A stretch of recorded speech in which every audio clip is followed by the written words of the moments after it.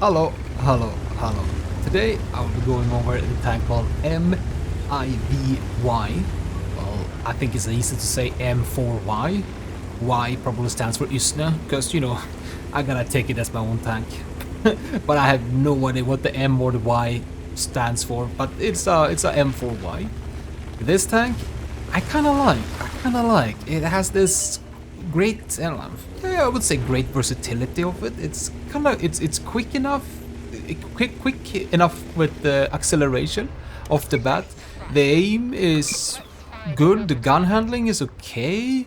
They're kind of good as well. It's enough. The aim time is a little bit wonky. It takes some time for a full rotation turret or when you stop to aim in. But as soon as you start to get into the combat essence of the tank, it becomes very, very handy, very dandy. The tank that this one reminiscing or is very closely related to would be the American Tier 8 Renegade. It almost is identical to it in the sense of how the tank, not how the tank is looking, but the shape of it and how you maneuver on the battlefield and how you do. It has this kind of, great versatility of it. And there's both AP and APCR. It's almost like identical how you play it, how you move around and what you do. And let's just start with the obvious thing in the room. It looks like a tank with a beer belly and a tin can. It's a tin can beer belly. I love it. I love it. It has this kind of a weird look, but it kind of makes kind of nice look to it as well. I don't know. I kind of like it, and it's looking bad. So, bad looking, good looking tank. There we go. But for one thing, let's talk about the gun. You see me there, managed to shoot the phase one. I did not anticipate him actually coming out there. Oof. Now we know both of the tank destroyers are sitting up there with the Scorpion. But the gun, like I talked briefly about, has this gun handling that's kind of nice when you're in a low speed, when you move around and fight here and there. Like you see me here, just finding a new target. It doesn't really bloom out too much when you move at slow speed and yeah, cruising around the place. So the gun handling, I think it's good, it's fine. The long range, I think it's also quite fine. It's not superb, it's not amazing, but it's not bad, which is awesome. So you can actually do this snipe and close-up battle with the tank. The penetration is 220 on the AP and 250 on the APCR. The AP has 1,000 meters per second, APCR have 1,200 flat shell velocity, meters per second. Now you can see me here scoring some nice little snipe shots here. Oh man, this tank is so nice, to be honest. It's so nice. It's uplifting to kind of play this tank sometimes. The armor of it is what's kicking in right about now. No, I'm just kidding. It's the armor is actually quite substantial. It's around 280 turret armor, but it's the sort of tin can area, and then you have the turret inside of this tin can that sort of adds up this big hunk of armor. So Huldan seems to be working good, except for what you obviously have noticed is the big cupola on it. And it's kinda big. It's not as big as the Renegades, the brother of this tank. But it makes out substantial for it. So getting close Huldan it's very bad for you. You sort of tend to get outplayed kinda hard. And I'm a little bit pissed at getting ambushed by this SC-130. I should have known he maybe snuck up on me. But oof, he got me here, he got me good. But we keep him at place. We have this projector come in on the flank, so we wait for him to pick it up. Oh, someone else sniped him. I think he was the Atom from all the other side of the map almost. And artillery is trying to shoot me. The frontal plate, as I talked, it looks like a beer belly. I love the way how to say it. It's one of the little bit unique. I can't remember too many tanks have this shape of armor in the higher tiers. I know there's some lower tiers that's this odd belly shaped kind of frontal upper plate. And it's quite robust. It's around 177 it says, but it's more like 200 around it. And it's a lot of bouncy, more bouncier than I thought it would be. I thought it would be, you know, straight through pen here and there, but it's quite bouncy in a lot of situations. The big thing about this armor, though, is that you have a frontal ammo rack on the lower plate. So when you face this tank, shoot the lower plate. You can even get that ammo rack shot by shooting the frontal left front and the right front of it from different sides. So if you can, shoot the hull, shoot low, and you're gonna ammo rack this thing.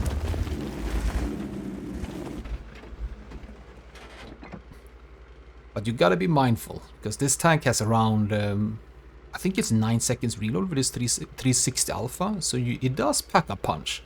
And we can see here, we're back to some sniping. Finding this Tita, loading up the APCR, because it's long range, we want to have this extra pen versus the Object and T-plan, and whoever else might want to peek over there. You can kinda side script with the tank, it's not, I won't really recommend it.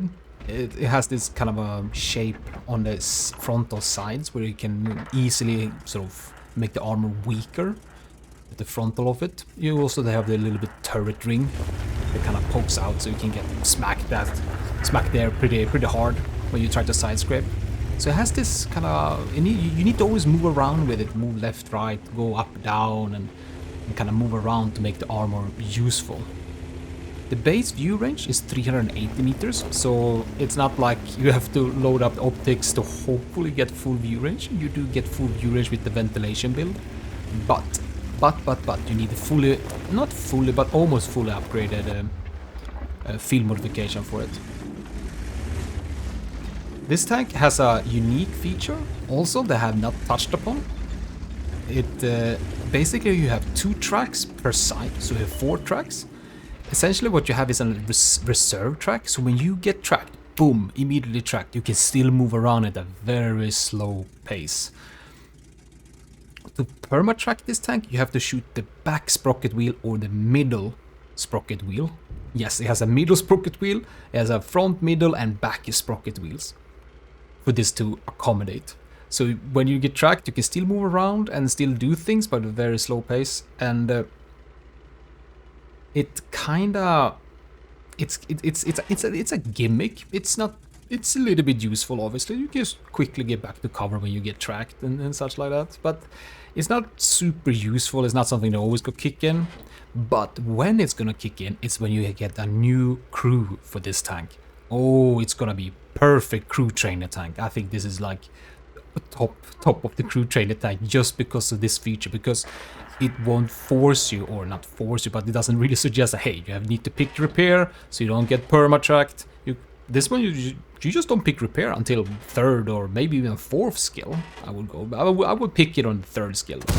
It's great for that sort of time, so you can really boost up the other perks instead of picking repair. It's a little bit of a good feature for the tank. We are entering the late game here, and as you see, we are in a little bit of a sniping position. The Udes rushed up against the projectile earlier and died, unfortunately. But we have the last little bit of the battle going on here. Everyone is rushing forward to get the decap. I see this RHM 140 did a zero damage shot. Can we get another one? No, we have a crossing phase 1, so let's get the kill on him. Wait for the bush. Oof, perfect timing. And we see the 2.2. No, did he spot us? No, he did not. Phase 1 didn't even spot us. He stopped, maybe? No, we catch him anyway. The RHM disappeared. Uh-oh. And we have a chieftain and an RHM left. How are we gonna deal with this? My plan here is to rush forward and spot the RHM, but chieftain comes up from behind. Maybe we get the cap. I don't know. Can we get the lower plate? No. Uh-oh. But Progetto managed to cap. Ooh. And the chieftain, oh, we got some spotting there. Alright, let's go into some post-game and check out the tank a little bit. We scored 4,611 damage. We got 2 kills, 1,748 spotting / tracking damage. We managed to get the first mark on it. And it's only a first class, but we take it with a Confederate medal on top of that. And a base XP was 1,245. That's okay. It's kind of a good with the in the higher tier game. And we actually earned some credits, 138,000 credits. But more about the tank in the garage. I'll see you there. In the garage, we're gonna go over the crew, equipment, consumables, shells, and field modification. Let's start with the crew, shall we? The commander, I will pick Brothers in Arms, 6 Sense, Recon, Situational Awareness, actually Situational Awareness and then Recon, and then I will pick Repair only. For the 5th, 6th, 7th, 8th, 9th, 10th skill, you can almost pick whatever. Maybe go crazy, pick sun detection, maybe camouflage, firefighting. The gunner, like always, we start with Brothers in Arms, Snapshot, Repair, and here it's a mystery. I don't know what to pick. Maybe the tank doesn't get set on fire. You don't have problems with your armor. Maybe you pick armor and then you pick camo because you have this versatility. Or maybe you pick firefighting. It's a little bit of a lose. It's so versatile, so you can. I mean, the last 2 skills, you pick anything almost, and it's gonna be fine on the gunner. The driver. Here we pick, like always, Brothers in Arms, Smooth Ride, not Snapshot. That's for the gunner. So the Smooth Ride, and then we would pick Repair, and the 4th one would be Off-Road Driving, and the 5th one, maybe Clutch Braking. I don't really think he needs more turning, so scratch a Clutch Braking. What else would we pick? A Firefighting, Camo, one of the 2 is gonna be good. The preventive maintenance. Nah, I will pick something else, camo or firefighting. Here we come to the loader, which is also very important on the tank.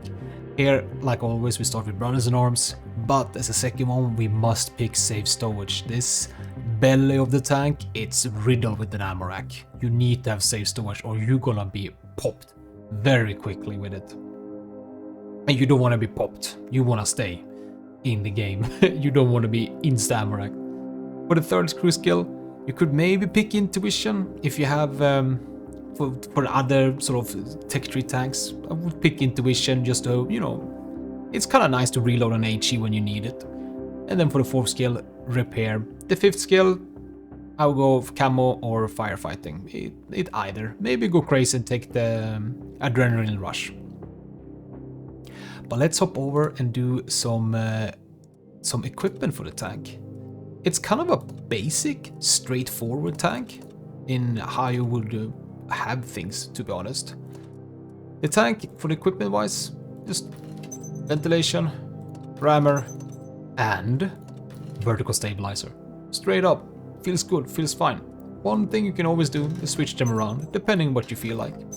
For the second set of equipment, switch out the ventilation, take the turbo, switch back the vertical stabilizer on the middle one, so you get the better gun handling, because we're gonna get up to speed and bring up the tank to speed quicker with the turbo. It's very minor, but it's something.